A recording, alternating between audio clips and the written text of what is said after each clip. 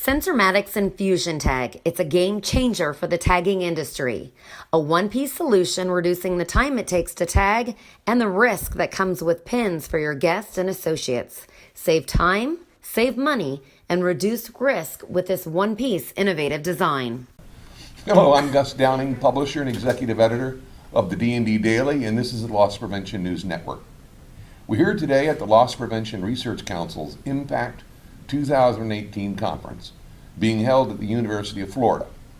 This episode today is the 7th in a series of 9 episodes designed to allow you to hear directly from the retail and solution provider members and leaders of the LPRC about the role, the impact, and the value this academic effort delivers to the retail industry, and also to allow you to consider membership and how you'd present it to your leadership team.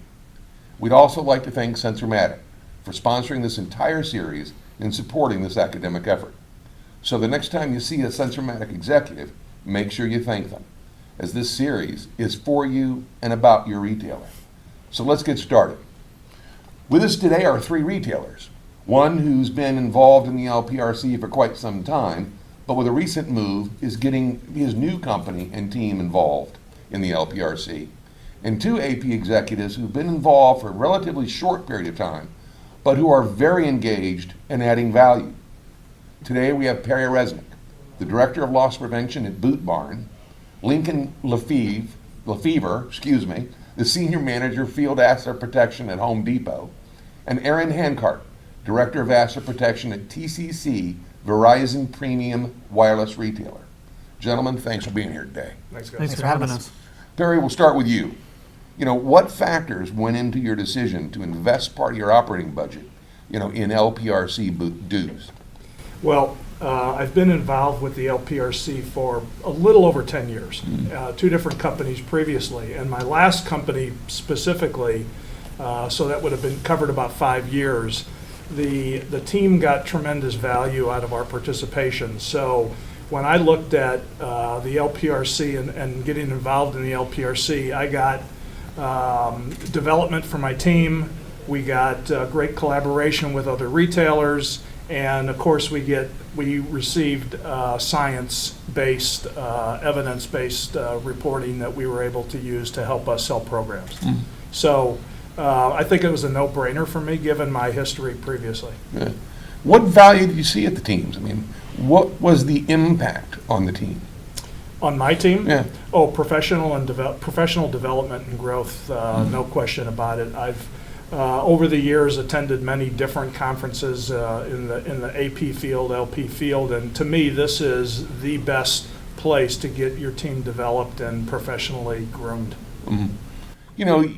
Like you said, you've been a member and involved for many years, dating back to the Office Max days with John Voitila, Right. who's a former chairman and now senior vice president over at Party City. Can you give us a history as to your involvement in some of the wins that LPRC has delivered? I think I wasn't as involved when I was with Office Max, somebody else was, but as I moved to REI in 2013, I joined immediately, got my team involved in work groups, and watch them interact with other retailers and sort of broaden their perspective and scope of the world and our industry. And I think probably the biggest thing for me was the ability to have confidence that when I went in to sell programs or try to obtain capital, which I was doing a lot in my last role, I had some facts behind me and some science behind what I was selling. Mm-hmm. And how did you sell your senior management team?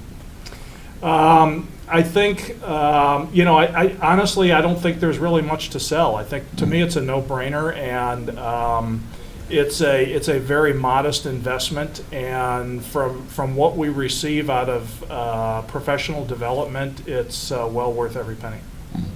You know, Lincoln, you came from the operations side of the business at Home Depot.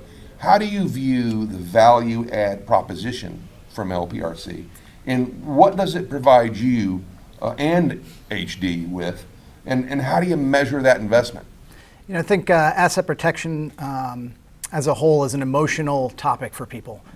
Folks don't like to see their products stolen. They don't like to see things go out of the store no matter where they're at, right? So when you look at LPRC and the evidence-based research that's done, it takes a lot of the emotion out of that, and it actually gives you plausible solutions that you can implement immediately. And I'd say that the way we measure that is by looking at the items that we actually roll out and the items that we deploy, the tactics that we use. These are things that are time-tested, that are proven and are evidence-based versus just an emotional response to a problem we've got in our stores. You know, Aaron, what's the benefit for your organization, and how have you seen it so far, and why did you join? Yeah, so I think the benefit to our organization is threefold. One, as Perry touched on it, it's an easy way to provide an ROI to the executive team. Knowing any type of presentation I have to give to get capital funding, I have the science behind me. Secondly, it allows me and my company to stay at the forefront of industry research and results. And that's something that my company prides itself on in its industry. So I want to make sure I'm doing the same thing for our department.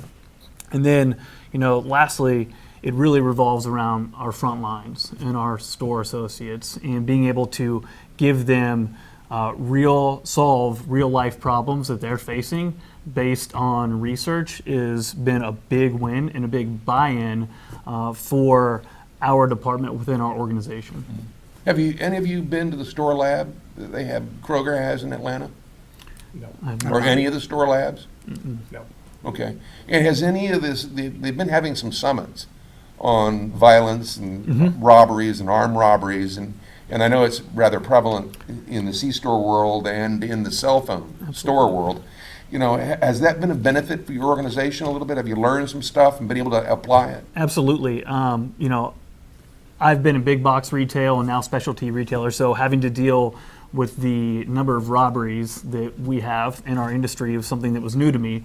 So being able to really hop on the violent crime chain and learn from some of the industry leaders has allowed me to take those results and take things back to the field and put in different physical security attributes and programs to really curb that. So there's been a direct link. Unfortunately, I wasn't able to go to that summit as I had a previous engagement, but I was able to get the notes and review and talk with everybody, and I've been a part of that all year, and it's been extremely beneficial. Mm-hmm. And what do you guys see as where it's going, and how you're involved in that pathway? Any thoughts there? The growth is tremendous. I was on the board of advisors the last few years, and until I changed roles and changed positions. But I was on the finance committee, so I was able to see the growth pretty much firsthand. But the growth is fabulous, and it's just going to get bigger and better. And you know, with as many retailers as we have now in the organization, what is it, 66, 67? You know, that's dominant. Right, so that we can make huge changes in the retail landscape if we really put our minds to it. Yeah, I would say, you know, having the collaboration between retailers and solution providers is really the secret sauce for LPRC. So the evolution, if you will, is that a retailer identifies a new problem that hasn't been solved previously. Through LPRC, you're able to engage directly with solution providers that are not necessarily there to sell things to you, but are really there to provide a solution and challenge themselves on how to come up with things that can support the stores for you. And that's what I see as a real beauty for LPRC. You know, I've seen that myself, and quite frankly, obviously, but I've also seen where some of that competitiveness is almost left at the door, where they are, you know, everybody is getting together to solve the issue for the industry, for the benefit of the industry, for the benefit of the consumer. I mean, that's really I mean, I see that quite a bit here. Yeah, the difference is this isn't a sales pitch. Right, right. Everybody's working for a common solution and an evidence-based solution. So it's not about emotion, it's not about feeling, and it's not about selling things. It's about truly coming together with industry experts that can provide answers that are proven. Are you involved in a working group? Anybody involved in the Not working yet. groups? Not yet. Yeah, the innovation working group. Are you? Yep. And what are some of the objectives there? How has it been going for you? And what have you seen there? Well, at a high level, it's fantastic because the retailers and the solution providers truly steer the committee and truly steer what your objectives are. And so it's a working group in a true sense of the meaning of the word, so that your objectives may change throughout the course of the year and throughout the course of the project. So those objectives are constantly moving. And as we finish up one project and truly come to a solution, we'll move on to the next one. So there's a number of different examples of projects we're working on, but it's always fluid. Aaron? Yeah, to that end, what's really impressive about the innovation chain is they're not just targeting one type of retail, right? There's input from everybody and the solution providers, and that really is what makes a difference and allows for that innovation to truly kind of flourish and develop and come up with solutions. Yeah. Mall-based retailers, big box retailers, and C-stores all together, yeah, for sure. And the working groups have quarterly metrics and such that you have to reach. And how do you find that? Is that working? I mean, is it helping the group having them, so to speak? I think when you have such a broad and diverse group of retailers, to have a goal to achieve and work for is beneficial to keep everybody on track. But then it's also great to have such a diverse group of folks coming together to bring their experiences and bring their challenges, quite frankly, to the table. Now, they just published, 30 research papers in the last few weeks on various topics. I mean, how much of a benefit is that to you individually and as a team, in your team, and as an industry? Well, I think it's very beneficial. I have not gotten into any of the current research papers, and that's on our agenda to get them available for me and my team so we can dig into them. And we're just coming back to the LPRC, so this is very, like, within the week, so this is very new for us. We haven't had that much time for it. Yeah. Gentlemen? For myself, as a consummate learner, I love it. I haven't been able to read all 30 of them yet. But then again, from an organizational standpoint, it's really easy when I'm working on a project to go and find the white paper on it and provide that ROI that I need to, roll out, a physical security plan that I think is needed. Those papers are summarized in some posters that are out and about at this Impact conference. And I'll tell you, I've already taken several pictures of some of those posters and shared them with my working group back in the office, for sure.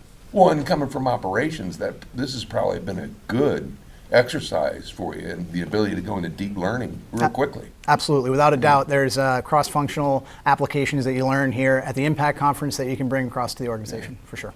A question for all of you in the last one. What would you say to a fellow colleague about why they should join? What's just a couple of reasons? Perry? I would just say you have to keep moving forward or you're going to get left behind, and this is a great place to do it. Aaron? I'm definitely never the smartest person in the room, and I don't have all the answers, but I know that any problem I run into, I can bring it to this group, and we're going to be able to solution it together. Lincoln? I'd echo part of that. Bring your problems. Bring your problems to the table. There's a group of very smart people from across the board that are willing to help solve them. Guys, thanks for being here today. I Thanks appreciate again. it. Appreciate it. Thank you, guys. Well, that's it for this episode, ladies and gentlemen. Once again, we'd like to thank Sensormatic for sponsoring this series, and we'd like to thank you for watching. So until next time, let's keep them all safe out there. Thank you.